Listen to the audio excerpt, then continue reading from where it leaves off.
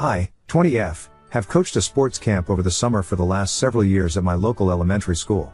The camp covers all sorts of sports and games for kids in elementary school to let them try many different sports and see which ones might stick. This year, we've started an inclusion program for kids on the spectrum, where inclusion specialists work at our camp specifically to look after those kids and help them through the camp if they need it.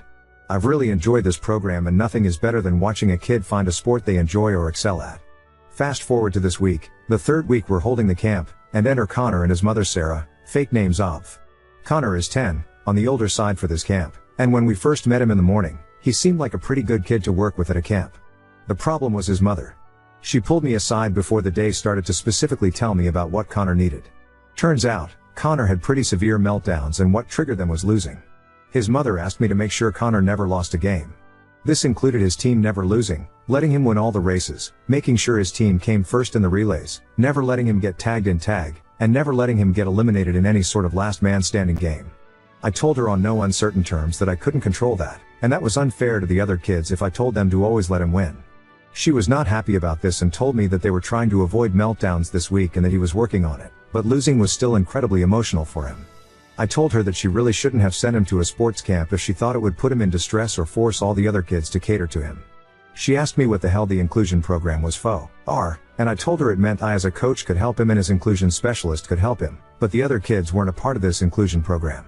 She left very angry, but left Connor with us for the day, during which he had 2 meltdowns that the inclusion specialist dealt with, but I started feeling guilty. The whole point of the program was to allow kids like him to participate, but I didn't want to sacrifice the other kids' experience just for him. So, Ida? Edit, thank you so much for your interactions, but here's a few quick details that I think got lost along the way.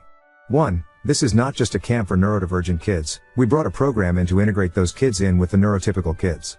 Over the past 3 weeks, there's been about a 10-to-1 ratio of neurotypical to neurodivergent.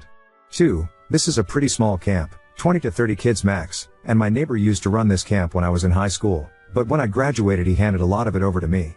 He now runs the financial, location, marketing, and legal stuff while I organize most of the camp itself along with a few other coaches, 2 of whom are still in high school, 2 in college. There isn't really a supervisor or higher up I can hand the mother over to except for the inclusion specialist. Hope this helps. Edit 2. Sorry, I don't hire the inclusion specialists, nor do I know exactly what they're qualified with, but they are working through a separate program outside our camp that we partnered with. They match the neurodivergent kids 1-to-1, and they are provided with all the information with the kids, including lists of trigger and what calms them down. They are all qualified adults, real adults, not college students and high schoolers like the coaches, and as far as I could tell they handled Connor's meltdowns with a lot of patience and expertise and got him back to playing with the other kids within a half hour or so after each inciting incident. When I originally told Sarah that the Camp W as likely not a good fit for Connor, I was more thinking about how the kid would be miserable in a cycle of meltdowns all day, and not about the qualifications of the inclusion program. Update 1. I also want to explain why I originally thought the camp wouldn't be a good space for Connor, and how I was proven wrong. I've always seen the camp as a place for kids to have fun and try new things, and I didn't consider its value as a space for learning to manage triggers and work through emotions since we just introduced this program this year. From the way Sarah described Connor's emotional state, I heard about a kid who would likely hate most parts of the camp we ran, and would be very unhappy for 7 hours a day for a week. While I understand the value of working through those upsetting emotions, the camp I run is meant to be fun, not stressful, or akin to a therapy session. I felt this way because I grew up with pretty severe anxiety related to school and I would have panic attacks before tests, so trying to imagine my parents sending me to a big test camp for some exposure therapy during my summer break sounded horrible. Ignoring any sort of disability, competitive sports don't mesh well with certain personalities. While they have always been a great outlet for me, I see kids all the time who really don't enjoy how competition makes them feel emotionally or physically but are pushed into them by overbearing parents trying to relive their glory days. Ultimately, once I explained to Sarah that I wasn't going to rig the games, I understand now how saying he shouldn't be at the camp had the wrong connotation, but I wanted the kid to have fun, and I didn't want to place him in a position he couldn't do that. Ultimately, I was wrong, and even with the meltdowns he's had, I think the inclusion specialists are really helping him, and I still agree with most of you that Sarah was unreasonable.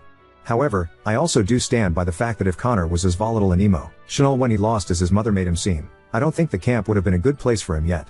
Turns out, it was, and I'm glad Sarah left him with us.